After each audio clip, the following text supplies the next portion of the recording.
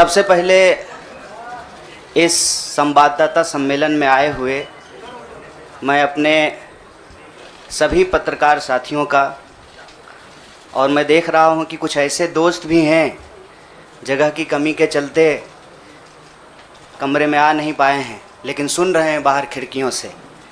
मैं आप सबका स्वागत करता हूं और मंच पर उपस्थित AICC ऑर्गेनाइजेशन के जनरल सेक्रेटरी वेणु जी, जनरल सेक्रेटरी सुरजेवाला जी, SC डिपार्टमेंट के चेयरमैन नितिन राउत जी, बिहार के प्रभारी भक्त चरण दास जी, बिहार के अध्यक्ष मदन मोहन झा जी और कांग्रेस पार्टी के ट्रेजरर पवन बंसल जी, हमारे युवा साथी और गुजरात कांग्रेस के वर्किंग प्रेसिडेंट भाई हार्दिक पटेल जी, और हमारे आंदोलन में कदम से कदम मिलाकर हर घड़ी हमारा साथ देने वाले हमारे साथी बडगाम से निर्दलीय विधायक साथी जिग्नेश मेवानी जी, मैं आप सबका आभार व्यक्त करता हूं। और मैं अपने पत्रकार साथियों से कुछ चीज़ों को लेकर मुखातिब हूं। उससे पहले आज ये एक ऐतिहासिक दिन है। आज शहीद आज़म भगत सिंह की जयंती है। लोग शहीद होते हैं, भगत सिंह शहीद आज़म हैं। शहीद आज़म इसलिए हैं कि आज हम लोग जहां माल्यार्पण करने के लिए गए थे, शहीद पार्क, वो शहीद पार्क एक ऐतिहासिक पार्क है। वो हिस्सा है फिरोज शाह कोटला फोर्ट का, जहां पर चंद्रशेखर आज़ाद जी की अध्यक्षता में हिंदुस्तान रिपब्लिकन आर्मी की गुप्त मीटिंग हो रही थी। अंग्रेज़ों के ज़माने में क्रांतिकारी छुपकर मीटिंग किया करते थे। नौजवान तरुण भगत सिंह एक प्रपोजल लेकर के आए कि हिंदुस्तान रिपब्लिकन आर्मी का नाम अब हिंदुस्तान सोशलिस्ट रिपब्लिकन आर्मी होना चाहिए।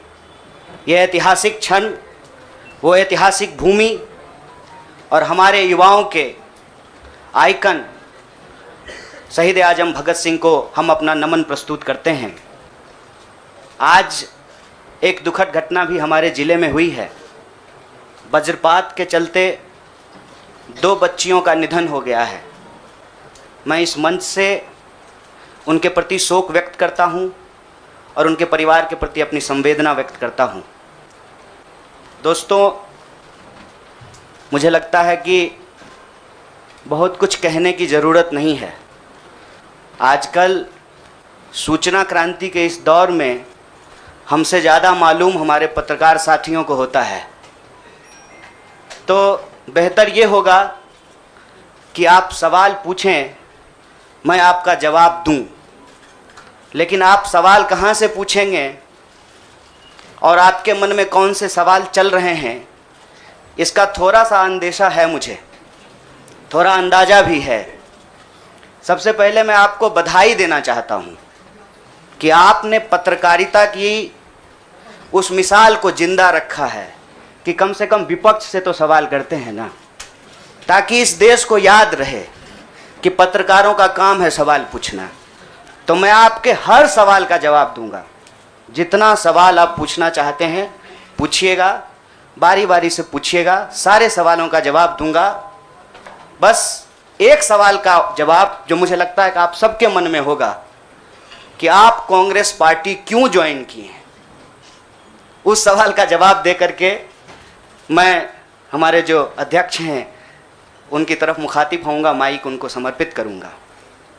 मैं कांग्रेस पार्टी इसलिए ज्वाइन कर रहा हूं कि मुझे ये महसूस होता है कि इस देश में कुछ लोग, वो सिर्फ लोग नहीं हैं, वो एक सोच है।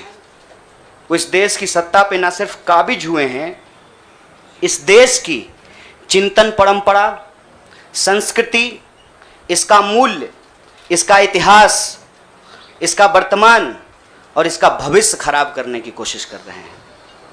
वो जो सोच है, उस सोच के बारे में आप अपने आप समझ जाएंगे, क्योंकि कहीं मैंने पढ़ा था कि आप अपने दुश्मन का चुनाव कीजिए, अपने विपक्ष का चुनाव कीजिए, दोस्त अपने आप बन जाएंगे।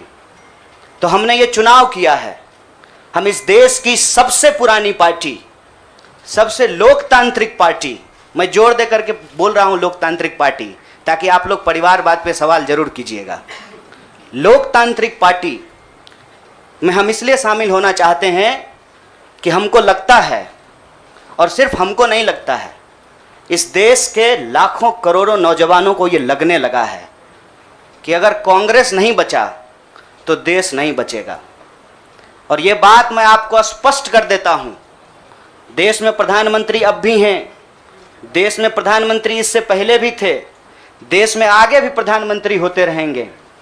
लेकिन आज जब हम लोग श्री राहुल गांधी जी के उपस्थिति में फॉर्मली कांग्रेस पार्टी का फॉर्म भर रहे थे, तो साथी जिग्नेश ने संविधान की कॉपी दी और हमने उनको भगत सिंह, गांधी और अंबेडकर की तस्वीर प्रस्तुत किया, क्योंकि हमारा यह मानना है कि आज इस देश को भगत सिंह की वीरता की जरूरत है, भगत सिंह के साहस की जरूरत है। आज इस देश को अंबेडकर की समानता की जरूरत है, और आज इस देश को गांधी की एकता की जरूरत है। गांधी जब कहते हैं रघुपति राघव राजा राम, पतित पावन सीताराम, ईश्वर अल्लाह तेरो नाम, सबको सन्मति दे भगवान, ये गांधी की एकता है। जब अंबेडकर कहते हैं कि किसी भी समाज का मूल्यांकन वहां महिलाओं की क्या स्थिति है इस बात से होगा, तब वो समानता की वकालत कर रहे होते हैं। मैं नहीं मानता हूं कि डॉक्टर बाबा साहब भीमराव अंबेडकर किसी एक समुदाय के नेता थे। कांग्रेस पार्टी ने, संविधान सभा ने डॉक्टर बाबा साहब भीमराव अंबेडकर को संविधान बनाने की जिम्मेवारी दी, और उस संविधान के प्रियम्बल में यह लिखा है, हम भारत के लोग भारत को एक प्रभुत्व संपन्न समाजवादी धर्मनिरपेक्ष लोकतांत्रिक गणराज्य बनाने के लिए, इसमें समानता न्याय के मूल्य निहित हैं। और जब भगत सिंह कहते हैं कि आप व्यक्ति को कुचल सकते हैं, विचारों को नहीं, आप बम और पिस्तौल से कभी इनकलाब नहीं ला सकते हैं, उस साहस की जरूरत है हमको। मुझे नहीं लगता है, मेरे बहुत सारे राजनीतिक दोस्तों को यह लगता है। मुझे लगता है कि यह देश 47 से पहले वाली स्थिति में चली गई है, लेकिन जिनको लड़ना है उनके पॉलिटिकल इमेजिनेशन में आज भी हर कोई अपना अपना शोरूम बचाने के चक्कर में है। रे भाई, मॉल में आग लग गया है, दुकान बचाओगे? बस्ती में जब आग लग जाती है ना, बेडरूम की चिंता नहीं करनी चाहिए। आज हम इस मुहाने पे खड़े हैं कि इस देश के भीतर भारतीय होने की जो पहचान है, जिसमें बुद्ध निहित हैं, जिसमें कबीर निहित हैं, जिसमें नानक निहित हैं, जिसमें हर बार हर दौर में सत्ता से सवाल पूछने का साहस होता है, उस भारतीय चिंतन परंपरा को बचाने की जरूरत है। इसीलिए हम कांग्रेस पार्टी में शामिल हुए हैं कि कांग्रेस पार्टी वो पार्टी है जो गांधी की विरासत को लेकर के आगे चलेगा। कांग्रेस पार्टी वो पार्टी है जो सरोजनी नायडू के विचारों को लेकर के चलेगा। कांग्रेस पार्टी वो पार्टी है जो अंबेडकर, नेहरू, अशफाक उल्लाह खान, शहीद आजम भगत सिंह और मौलाना अबुल कलाम आज़ाद के रास्तों पे चलेगा। हम जब भी समानता और बराबरी की बात करते हैं, यह कुछ व्यक्तियों तक सीमित नहीं है, ये भारतीय होने का इतिहास है। और इस भारतीय होने के इतिहास को अपने आप में यदि कोई समेटे हुए है तो देश की सबसे पुरानी पार्टी है। और जो लोग कह रहे हैं विपक्ष कमज़ोर हो गया है, यह सिर्फ विपक्ष के लिए चिंता की बात नहीं है। ये मैं नहीं कह रहा हूँ, कोई शास्त्र, कोई किताब उठा करके देख लीजिए। जब विपक्ष कमज़ोर हो जाता है, सत्ता तानाशाही रुख अख्तियार कर लेती है। इसीलिए देश की सबसे बड़ी विपक्षी पार्टी, मैं कोई गुनागणित नहीं कर रहा हूँ, लेकिन मुझे यह बात सीधे तौर पे समझ में आ रही है कि देश के लोकसभा में 545 सीट हैं, 200 लगभग सीट ऐसे हैं जहां भाजपा के सामने कांग्रेस के अलावे कोई विकल्प नहीं है। मैं ये नहीं कह रहा हूं कि मेरी जिम्मेवारी सिर्फ एक पार्टी के लिए है, लेकिन जो पार्टी सबसे बड़ी पार्टी है, सबसे बड़ी विपक्षी पार्टी है, उस पार्टी को अगर नहीं बचाया गया, अगर बड़े जहाज को नहीं बचाया गया, छोटी छोटी कश्तियां भी नहीं बचेगी। इसीलिए, और मैं जब यहाँ बैठा हुआ हूँ, मेरे इतिहास को, मेरे वर्तमान को लोग देख रहे हैं। बहुत सारे सवाल हैं, वो आएंगे, उनका जवाब मैं दूंगा। लेकिन यह जो ऐतिहासिक जिम्मेवारी है, उस जिम्मेवारी से मैं अपना मुंह नहीं मोड़ सकता हूँ। मैं जहाँ पैदा हुआ, जिस पार्टी में पला बढ़ा, उसके प्रति मैं आभार व्यक्त करता हूँ।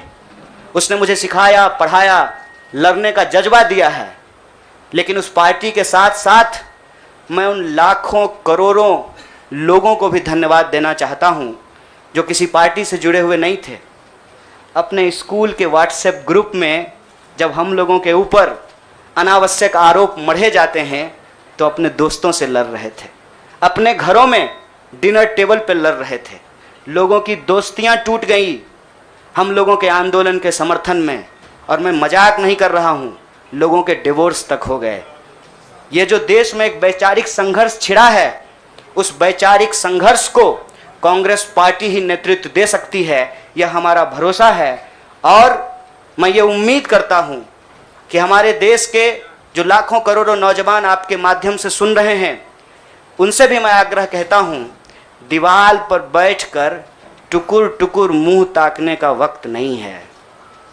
ये अर्जेंसी का टाइम है, और इस अर्जेंसी के टाइम पे दीवार पे बैठ करके दायां जाएं कि बायां जाएं, ये मत सोचिए। जब आप जंग में होते हैं तो आपके पास जो अवेलेबल चीज़ें होती हैं, आप उससे मुकाबला करने की कोशिश करते हैं। कांग्रेस पार्टी एक बड़ी जहाज है। अगर कांग्रेस पार्टी बचेगी तो हमारा मानना है इस देश के लाखों करोड़ों नौजवानों की आकांक्षाएं बचेंगी, गांधी की मीमांसा बचेगी, भगत सिंह के सपनों का भारत बचेगा, और डॉक्टर बाबा साहब भीमराव अंबेडकर की समानता का भारत का निर्माण संभव हो पाएगा। इसी आशा और उम्मीद के साथ मैं इस पार्टी से जुड़ा हूं, और मुझे पूरा भरोसा है कि कांग्रेस पार्टी जो अपने आप को एक लोकतांत्रिक पार्टी कहती है, आज़ादी के साथ, अपनी पूरी मुखरता के साथ सत्ता से सवाल पूछना और लोगों के हक के लिए लड़ना भिड़ना संघर्ष करने में हमारे साथी रहेंगे, हमारे सहयोगी रहेंगे। और ये परिवार संघ परिवार नहीं, वो क्या परिवार जो परिवार छोड़कर परिवार बनाना पड़े, वो परिवार जो आपको परिवार छोड़ने के लिए नहीं कहता है, कहता है कि अपने परिवार में रहिए। अरे महात्मा गांधी कस्तूरबा गांधी को लेकर के अंग्रेजों से लड़ गए, बताइए इनको अपना घर छोड़ना पड़ा। कोई जरूरी है क्या? घर परिवार के साथ रहना है। डॉक्टर बाबा साहब भीमराव अंबेडकर भी अपने परिवार के साथ रहते थे। आप जितने बड़े लोग हैं उनका इतिहास उठा करके देख लीजिए, सब लोग अपने परिवार के साथ रहते थे। वो परिवार छोड़ करके बनने वाला परिवार नहीं। न्याय, बराबरी और संघर्ष के लिए इस परिवार में मैं शामिल हुआ हूं। सभी सदस्यों के प्रति, देश के अंदर फैले हुए लाखों करोड़ों कार्यकर्ताओं को अपना आभार व्यक्त करता हूं। बहुत बहुत शुक्रिया, बहुत बहुत धन्यवाद।